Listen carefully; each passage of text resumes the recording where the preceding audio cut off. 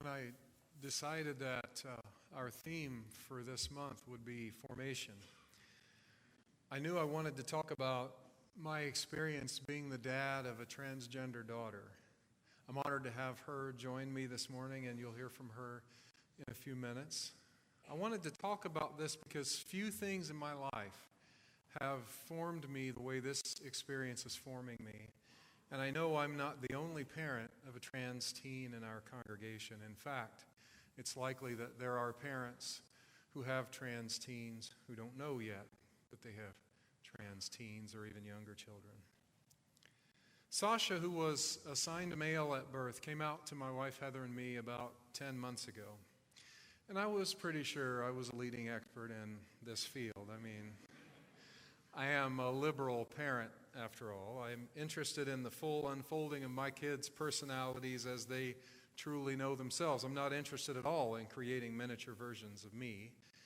And what's more, I knew that the facts of gender identity, that, for example, a person's true gender doesn't always match the gender they're assigned at birth. And that's partly because gender is assigned at birth based on the body parts a person has, but gender is much more than just physical equipment. It's a complicated mix of who we know ourselves to be and how we express ourselves to the world with our culture's expressions of gender in the background. And importantly, gender isn't the same thing as sexual attraction. A person's gender is separate from whom they love romantically. In my activism for marriage rights for gay and lesbian Americans, as we were fighting back attempt after attempt to outlaw same-gender marriage in Indiana by a constitutional amendment, I met a lot of transgender folks who were adamant that their unique concerns deserved attention outside the marriage debate, and of course they were right. I learned that understanding the political landscape for gay and lesbian rights does not equate to understanding the legislative or other needs of transgender people. LGBTQ+, that's a lot. I learned when Sasha came out to us that your concerns are different when you're an ally than when they're about your kid. I'm glad we knew what we knew. It helped as we processed things early on. But after Sasha's revelation, our first thought was the same as every parent of every trans kid, no matter how enlightened they are, that I've ever talked to. Can you imagine what that was? Are you sure? Absolutely. What if this is just a phase, we wondered? What if 35-year-old Sasha comes to us and tells us we made a huge mistake? Well, what we know now is that is statistically very unlikely. Evidence tells us that we parents can trust our teens to tell us who they really are. And one recent study even demonstrates that people's brain activity corresponds with their true gender, not necessarily the gender they were assigned at birth. So we processed and we went to see the doctor. We're blessed beyond imagination to have Dr. Vinnie Chulani and the Gender Management Clinic at Phoenix Children's Hospital right in our backyard. He's going to be speaking here, by the way, on December 2nd, thanks to the good folks in our Spectrum LGBTQ+ group, which is sponsoring that panel on transgender issues. That group meets today, by the way, at 12:30 p.m. in room 5, if you want to check them out. At any rate, Dr. Chulani was amazing. He helped calm our fears, and when he was sure it was right, he prescribed hormone therapy for Sasha. And we found Arizona Trans Youth Parent Organization, a support group for parents, which has been wonderfully helpful to me. And Sasha has 1 in 10, where I'm a brand new board member. It's a nonprofit which, among other things, offers a support group for trans teens. There is no lack of support for our family and for families like ours.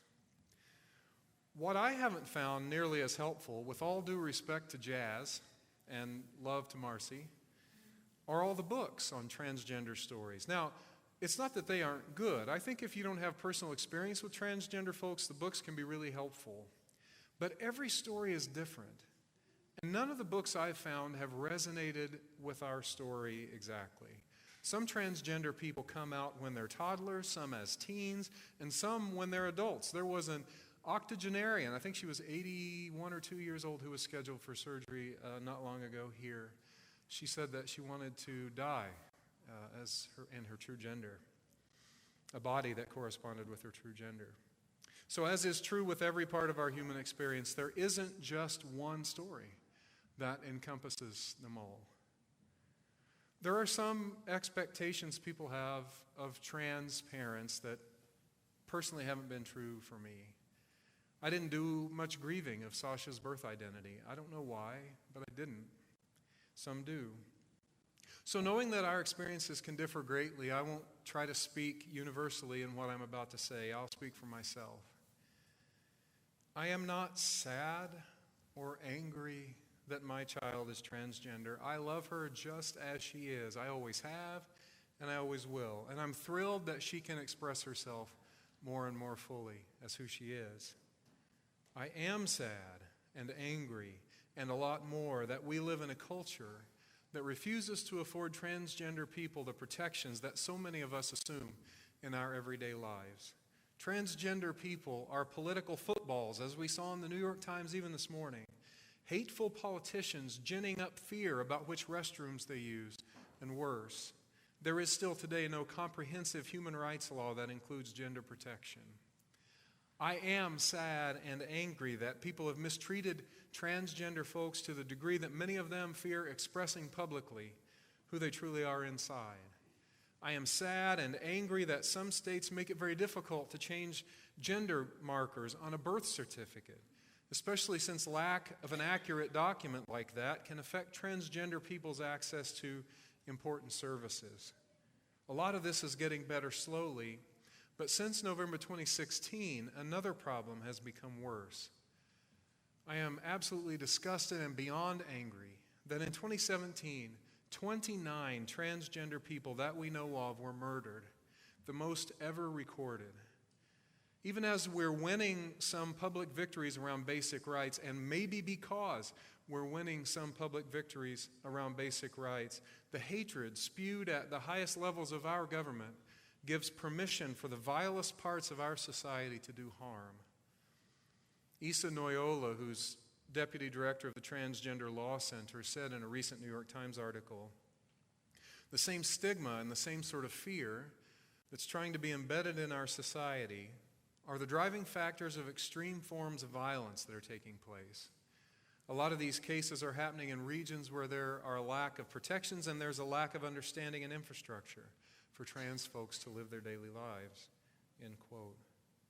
So all of us, but maybe especially we who are parents of trans kids, have a lot to advocate for, and we need a lot of help from all open-hearted people. But I want to be very clear. We don't have to do this. We don't have to advocate because our kids are transgender. If people could get curious about people whose experience is not theirs, rather than getting fearful and hateful, we could celebrate a person's revelation that they're transgender as a coming out of their true self. We parents have to advocate because so many people are proudly ignorant, are hateful to, and afraid of people whose life experience is different than theirs. And because so many cynical politicians are willing to use that toxic blend of ignorance, arrogance, and fear to their political advantage. I consider voting for elected officials who will support transgender people one of my most important acts of advocacy. And I hope you'll do the same next month for the sake of our transgender loved ones, no matter what their age. But that's enough from Dad. Sasha is going to come now and share a part of her story with you.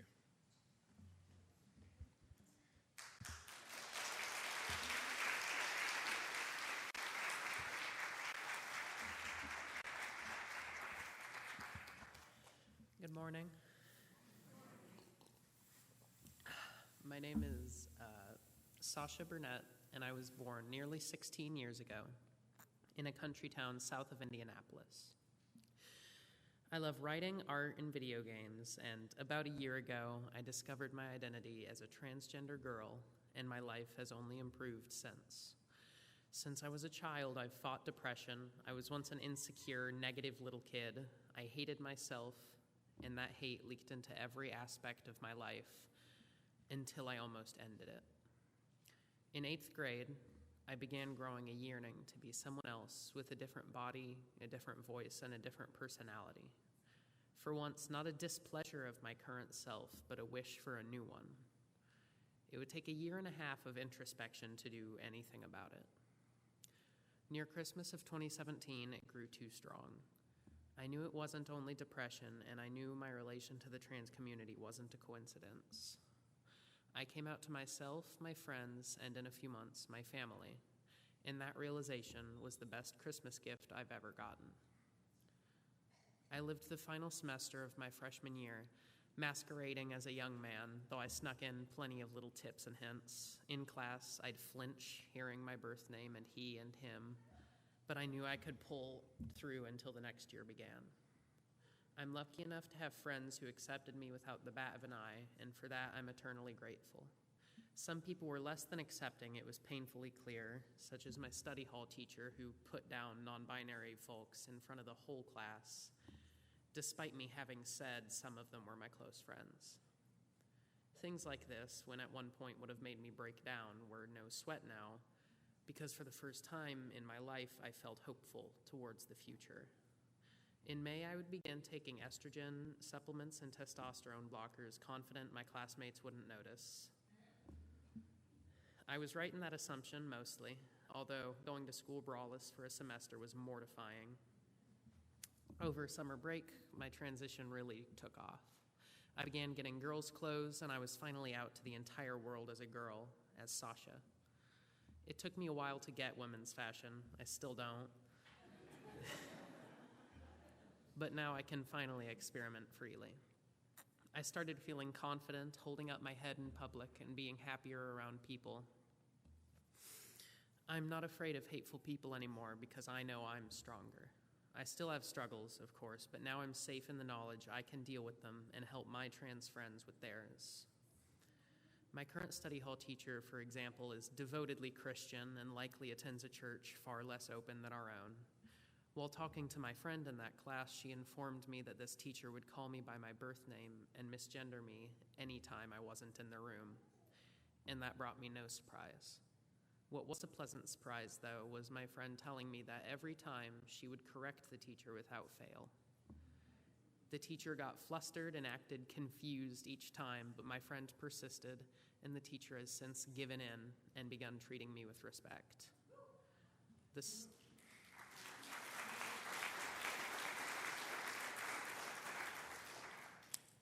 That story made me very happy, knowing there's hope in those around me to support me and my trans family, even when we aren't around. It made the rest of my day and solidified my trust in that friend. Another week later on, a more pleasant memory was made. I attended a convention with my girlfriend, another trans girl, and we had a lot of fun. Many people enjoy making costumes of their favorite characters called cosplays for conventions, but neither of us had the time to put one together. Midway through the second day of the con, she needed to pee, but we were far from done. This, as I'm sure you can imagine, is one of the scariest things a trans person can feel. I escorted her quickly through the building and up to a bathroom that had been secluded the previous day, but that had since changed. People flooded the hallway, talking and hanging out outside the two bathrooms, marked men's and women's. We were both in women's clothes, so there was no wimping out. We knew we had to take the long, arduous journey of trying to pee outside of our own homes. When I had hyped her up enough to enter, a woman exited the bathroom door, wiping her hands on her shorts. She was in a rough black leather cosplay with an eye patch over her face. She took a drink as we stood there nervously from the water fountain and turned around to us, looking us up and down. She smiled sweetly, her eyes glowing. "Hey," she said, serenely but kindly, and looked towards the men's restroom and yelled something about tacos to someone within. She explained with exasperation that her boyfriend was inside and turned down the hall. She tapped a man on the shoulder and asked him a simple question that made both me and my partner melt with happiness. "Are you a dude?" she asked, fully genuinely, before he nodded, and she asked him to check in on her boyfriend. I turned to my friend with a smile on my face, and she turned back to me. We whispered to each other giddily about how she had realized we were girls, and we hugged each other tightly. The woman in leather turned back to us and began talking with us about pets and engineering and other interests. And at the end, she handed me her business card for a cosplay website. I've kept it since. Such a tiny, tiny thing was the highlight of my friend and I's time at the convention and makes us happy to think about to this day. All it takes is one little bit of validation to lift a trans person's heart into the sky because we've lived so long having never heard our real selves acknowledged. All it takes is a little bit of kindness and a little bit of learning. After all, we're people just like all of you. My trans family and I will love you if you love us back.